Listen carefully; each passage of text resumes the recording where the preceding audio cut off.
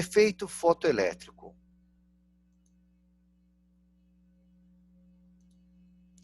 Quando uma radiação eletromagnética incide sobre a superfície de um metal, elétrons podem ser arrancados dessa superfície. É o efeito fotoelétrico. Os elétrons arrancados são chamados fotoelétrons. Ou seja, eu tenho aqui uma superfície metálica e quando incide sobre ela uma determinada radiação, com uma determinada frequência, essa radiação faz com que seja ejetado elétrons. Tá? Até então, não havia uma explicação plausível para entender este fenômeno. Quem ajudou a construir uma teoria para explicar esse fenômeno, o efeito fotoelétrico, foi Albert Einstein, partindo dos estudos sobre quantização da energia criado por Planck.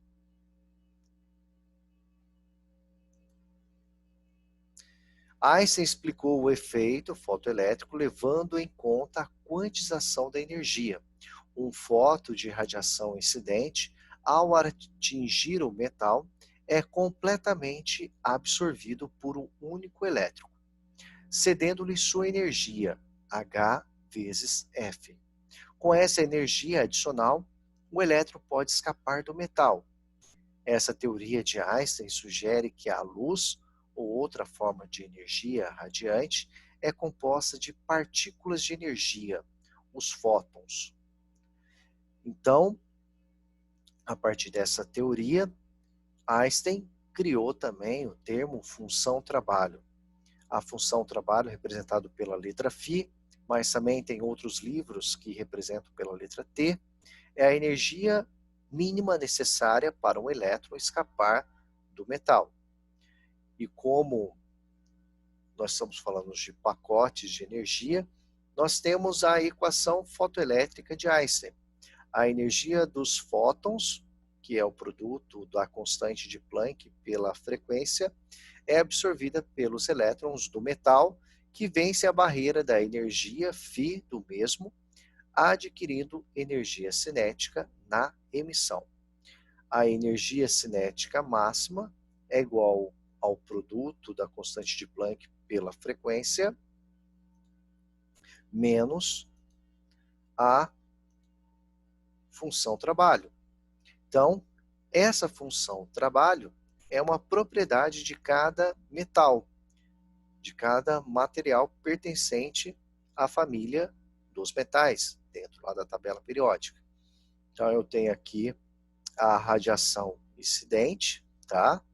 Essa radiação incidente, ela incide sobre a superfície metálica, e se ela tiver uma quantidade de energia determinada, que rompa a função trabalho, elétrons serão ejetados.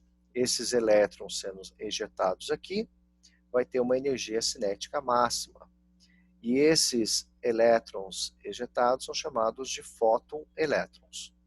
Albert Einstein viveu de 1879 a 1955, físico alemão. Em 1905, aos 26 anos, dentre outros trabalhos, publicou a teoria da relatividade especial, bem como a explicação do efeito fotoelétrico. Esteve no Brasil, em Sobral, no estado do Ceará, em 1919 e recebeu o Prêmio Nobel em 1921.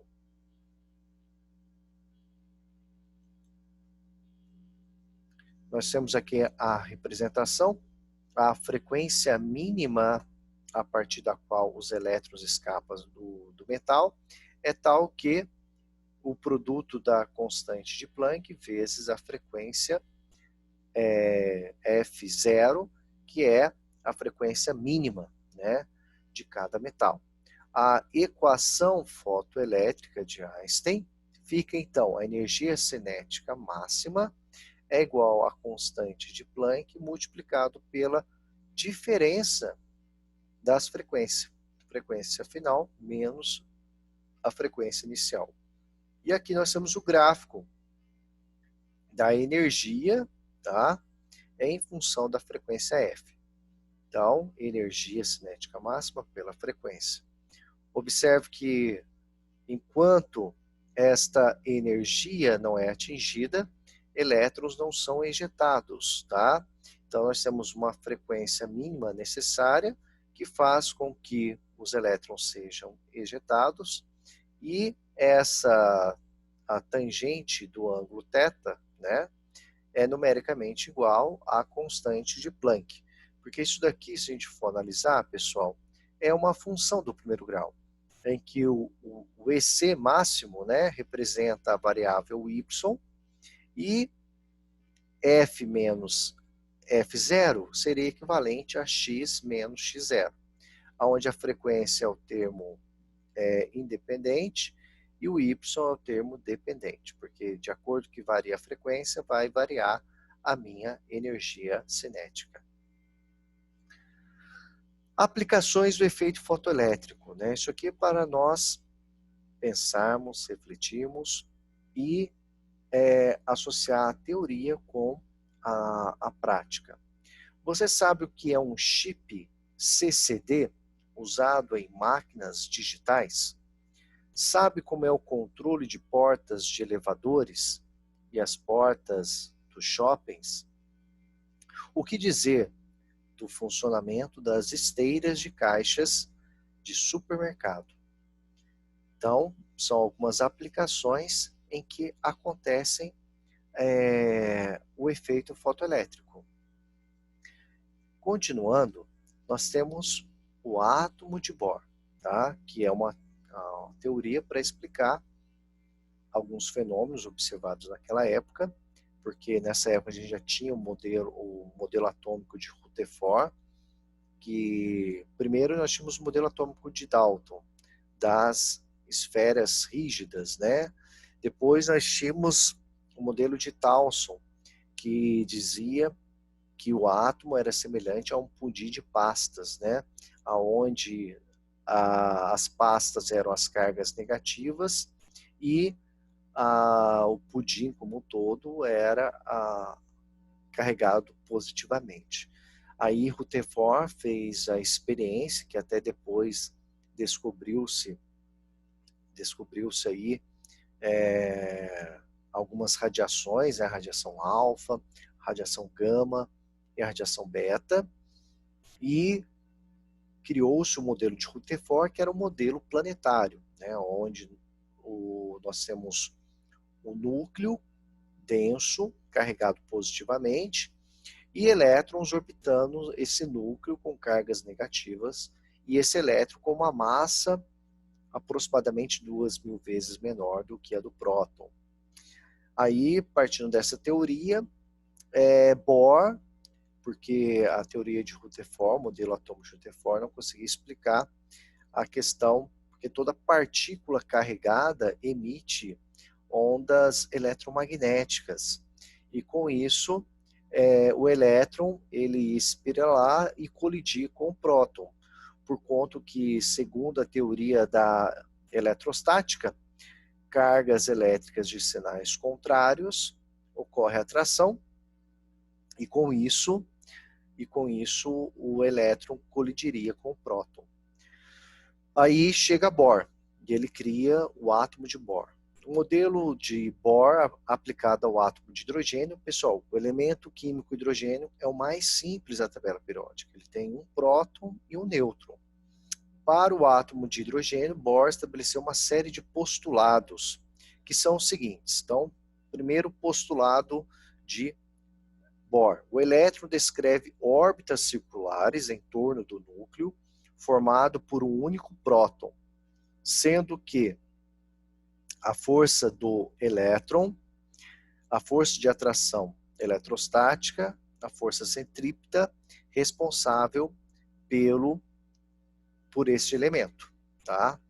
Então, elétrons descrevem órbitas circulares em torno do núcleo. E aqui o nome Niels Erik David Bohr, viveu de 1885 a 1972, físico dinamarquês, descobriu propriedades importantes do urânio-235 e participou de pesquisas que resultaram na fabricação da bomba atômica pelos Estados Unidos.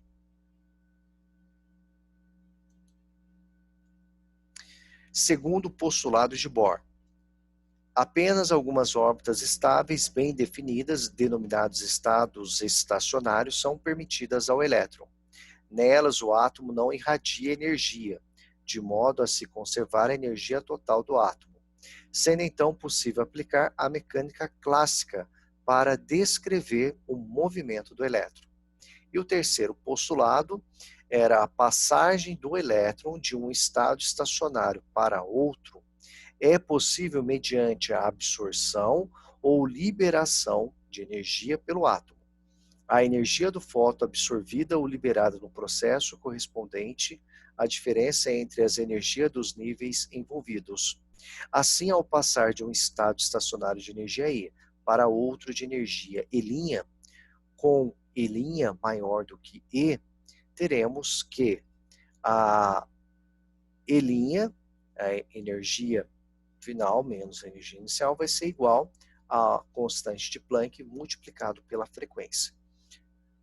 Então, para ele passar de um nível de menor energia para um nível de maior energia, ele vai ter que absorver uma certa quantidade de energia, algum fóton de energia, para conseguir transpor um nível de energia para outro. E o quarto postulado de Bohr, as órbitas permitidas ao elétron são aquelas em que o momento angular orbital do elétron é o múltiplo inteiro de n. Assim sendo, m a massa do elétron, v a velocidade orbital e r o raio da órbita descrita, teremos aqui n igual a 1, 2, 3, 4. E essa fórmula diz o seguinte, que o momento angular é igual ao momento angular orbital, em que nós temos aqui massa vezes o raio, vezes a velocidade orbital, é igual a n vezes o momento angular orbital. Os raios das órbitas permitidas é dado por essa relação. O raio das órbitas permitidas é igual a n elevado